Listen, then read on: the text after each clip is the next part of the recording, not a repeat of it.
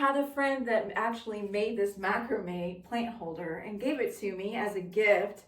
And I have been searching to do something really pretty with it, something that would last and that I could just hang and enjoy.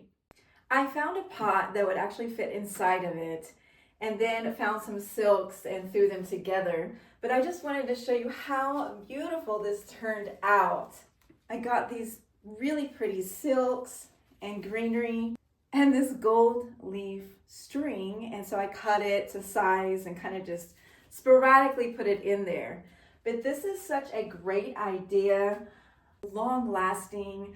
You can hang it from anywhere. I actually used to have this in a staircase and put my ladder all the way up at an angle and drove a hook up in the ceiling and hung this from there. A little dangerous, but it was so beautiful and I just loved looking at it every time I walked down the stairs. So if you're looking for an idea for these macrames, they can be a little tricky.